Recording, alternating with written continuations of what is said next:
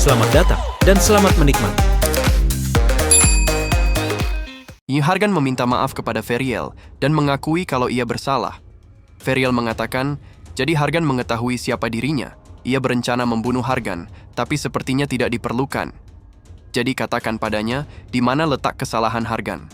Hargan mengatakan dirinya tidak tahu kalau Feriel sedang menonton.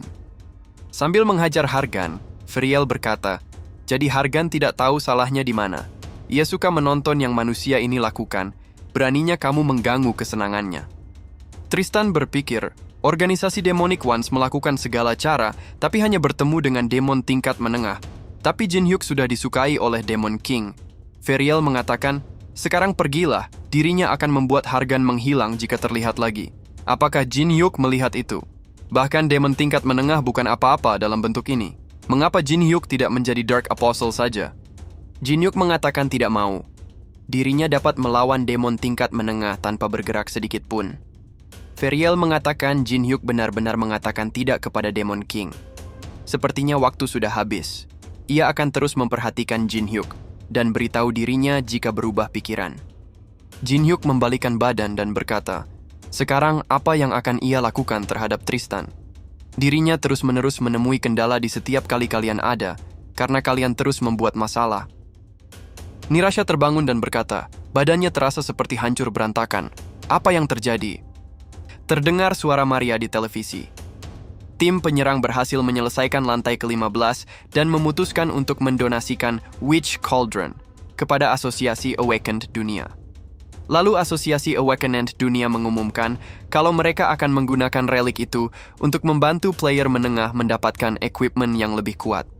Dalam penyerangan ada banyak rintangan, seperti serangan dari Demonic Ones dan ketua tim terluka. Tapi kita berhasil melalui itu semua berkat bantuan player Kang Jin Hyuk. Nirasha mengatakan, dirinya diselamatkan oleh bajingan itu, sama seperti yang lainnya. Pas Jin Hyuk mengatakan, ini semua adalah hadiah yang ia ambil sendiri dan tidak dilaporkan kepada tim penyerang. Kalian bekerja dengan sangat bagus, ambil sebanyak yang kalian mau. Yeonhwa mengatakan, apakah benar semua ini akan diberikan kepada kita? Apakah Jin Hyuk sudah mengambil hadiah yang terbaik? Jin Hyuk berpikir tidak masalah jika mereka mengambil semuanya. Mendapatkan skill Black Tears dan Hellfire lebih baik daripada semua harta itu. Jin Hyuk mengatakan semua sudah pergi, mengapa kamu tidak keluar, Teresa? Mengapa Teresa bersembunyi? Semua sudah tahu kalau kamu sudah kembali. Kalau begitu, seberapa banyak yang kamu ingat? Teresa mengatakan, semuanya. Dari saat Nirasha hampir terbunuh olehnya, sampai manusia demonik yang terbakar. Archbishop Sabina memberitahu dirinya, kepribadiannya yang lain adalah kumpulan dari perasaannya yang terpendam. Kepribadiannya yang lain membunuh manusia demonik dengan cara yang kejam dan bahkan mencoba membunuh Nirasha. Pasti sebagian dirinya menginginkan itu.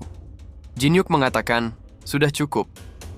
Selama kita tidak melenyapkan Demonic Ones dari muka bumi, tidak mungkin menghentikan mereka untuk melukai manusia. Dan kebanyakan dari mereka memang pantas mati, Gawain adalah salah satunya. Satu hal yang pasti, Teresa akan lebih banyak berhadapan dengan situasi seperti ini seiring dengan semakin tinggi Teresa menaiki tower. Dan apa yang akan Teresa lakukan jika terjadi hal yang seperti ini lagi?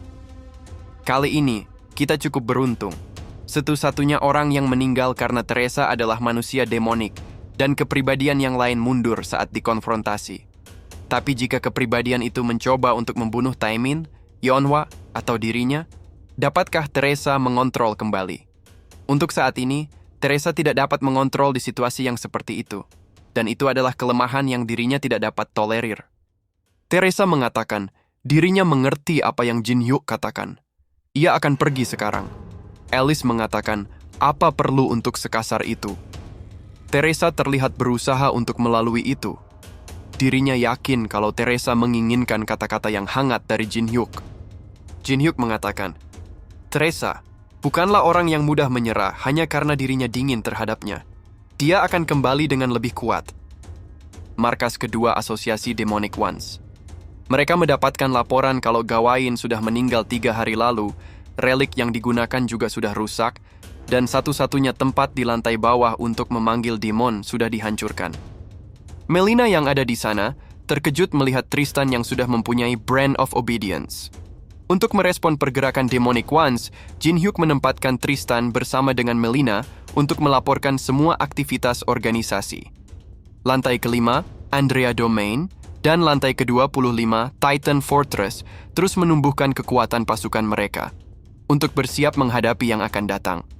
Sekretaris Kim mengatakan, semua guild menuju lantai ke-15 untuk mengalahkan bos. Apakah Jin Hyuk tidak bergabung dengan mereka? Jin Hyuk mengatakan, lantai ke-15 membutuhkan banyak usaha untuk menyelesaikannya, tapi hadiahnya tidak sebanding. Dan guild yang lain juga butuh pencapaian. Jin Hyuk berpikir, dirinya sudah mencapai level 100 saat di lantai ke-15. Ini jauh lebih cepat daripada saat dirinya bermain game. Lantai teratas tower telah diubah sepenuhnya. Bagaimanapun juga, dirinya tidak dapat tenang memikirkan bencana yang akan datang. Dirinya mempunyai 86 hari sampai lantai ke-15 diselesaikan. Hanya ada satu cara menggunakan waktu luang ini dengan seefektif mungkin. Wolyong menyambut Jin Hyuk dan berkata, persiapan sudah selesai, mari kita pergi. Dark Emperor sudah menunggu. Konferensi manajer lantai atas Tower of Trials. Salah satu manajer mengatakan, perang kecil sedang terjadi antar dewa Eropa Utara dan Mesir di lantai atas. Banyak penduduk yang dalam perlindungan mereka menjadi korban jiwa dan keseimbangan mulai goyah. Banyak manajer lain yang komplain karena akan mengurus banyak dokumen karena kejadian ini. Manajer yang lain mengatakan, tolong diingat, kalau kita, manajer tingkat atas, menjaga aturan Tower of Trials dan pastikan kalau 7 mahkota mencapai lantai teratas adalah orang yang pantas. Kita tidak ikut campur dengan hal yang lain selain itu. Bukankah begitu? Hastings. Dirinya mendapatkan laporan kalau ada jejak mana dari binatang kuno di lantai ke-50. Mengapa bisa begitu? Bukankah Hastings yang bertanggung jawab atas mereka?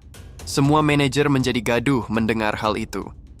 Hastings mengatakan, jangan khawatir, dirinya menjaga mereka dengan baik. Hanya karena ada jejak mana, bukan berarti mereka terlepas dari segelnya. Apakah dirinya pernah mengecewakan kalian? Ia selalu melakukan tugasnya saat terjadi Empire General Rally dan The Revolution of Spirits. Semua manajer setuju kalau Hastings sudah bekerja dengan baik.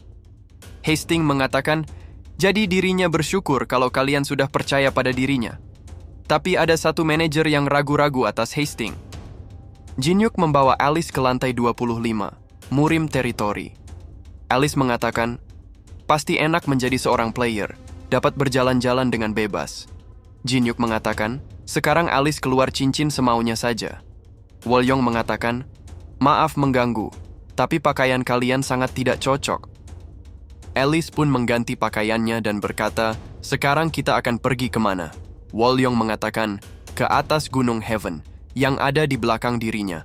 Alice mengatakan, dirinya tidak dapat terbang dalam bentuk ini. Apakah dirinya harus berjalan kaki sepanjang jalan? Jin Hyuk mengatakan, Alice tidak perlu khawatir. Jin Hyuk mendapatkan pesan dari The Ones setelah mengalahkan Wailing Witch. Hanya ada 2 kalimat setelah interupsi dari sistem. Jin Hyuk berpikir, sepertinya ada sesuatu yang ingin diperlihatkan kepadanya. Apakah ada sesuatu yang penting? Atau mungkin ada sesuatu berbahaya yang harus dikhawatirkan. Ternyata Jin Hyuk menggunakan 5 spirit untuk mengangkat gerobaknya sebagai alat transportasi. Alice mengatakan, sepertinya Wolyong terbiasa mengendarai benda seperti ini.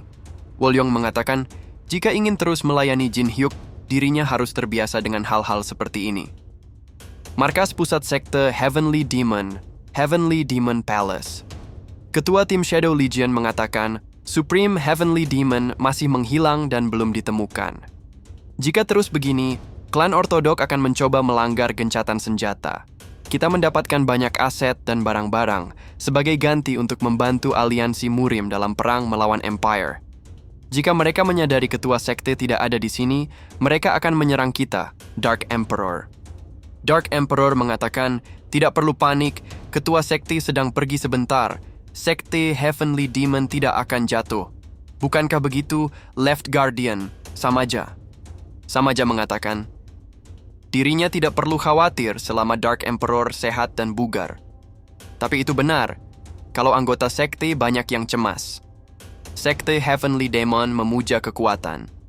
Sudah 3 bulan berlalu sejak ketua sekte, yang disimbolkan sebagai kekuatan, telah menghilang. Tidak peduli mau bagaimanapun naga tua mencoba menutupi kekosongan tahta, akan sangat sulit untuk menutupi selamanya.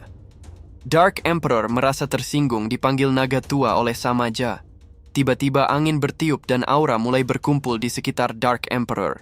Samaja mengatakan, apakah kamu akhirnya bersedia bertarung dengan dirinya sekarang, naga tua? Dark Emperor mengatakan, kamu memang mudah marah. Dirinya mungkin seekor naga yang sudah tua, tapi dirinya masih mempunyai cukup kekuatan untuk melindungi sekte ini selama ketua sekte pergi. Ada satu hal lagi. Muridnya yang baru saja ia angkat, sedang menuju ke sini.